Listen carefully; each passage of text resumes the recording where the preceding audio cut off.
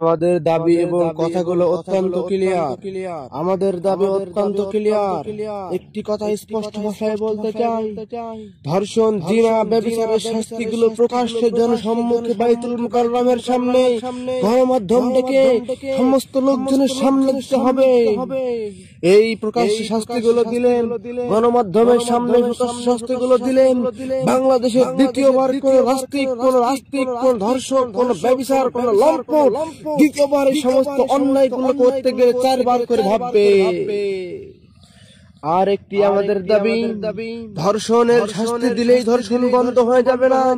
ধর্ষণ বন্ধ করতে হলে নারীকে অশ্লীল ভাবে বেহায়াপনা ভাবে টিভি, সিরিয়াল, নাটক, সিনেমার মধ্যে প্রদর্শন করা বন্ধ করতে হবে। মাদক চোরাচারি কারবার, সমস্ত মাদক দ্রব্য আসক্তগুলো বন্ধ করতে হবে।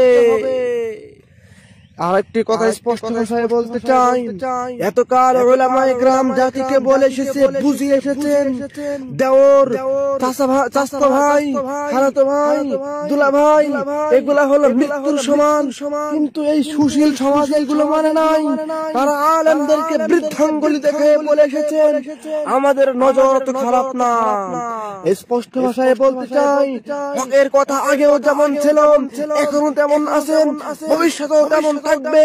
কিন্তু এই সুশীল নামে কিছু কুশীলদেরকে বলতে চাই, তোমরা নিজেদের ফ্যামিলিতে, নিজেদের সন্তান, বিবি, বাল বাচ্চাদের মধ্যে ইসলামিক পর্দা আইনটা বাধ্যতামূলক করে দাও, ধর্ষণ সমস্ত কিছু বন্ধ হয়ে যাবে।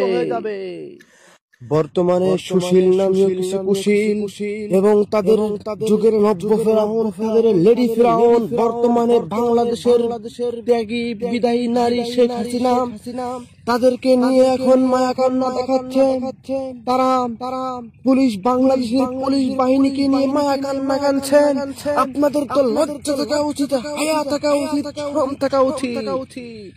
এই বাংলাদেশ দেশপ্রেমিক পুলিশ ভাইদেরকে জনগণের বিপরীত মুখে দাঁড়ান করায় এই পুলিশ বাহিনীকে আপনি বাংলাদেশ থেকে বিতর্কিত করেছেন এবং জনমানুষের গণনন্দিত সকলের আস্থার প্রতিষ্ঠান র‍্যাব বাহিনীকেও আপনি নির্দেশ দিয়েছিলেন, চালাও গুলি, পোড়াও দেশ, তবু আমি থাকতে চাই এদেশে সেজে ধরবে।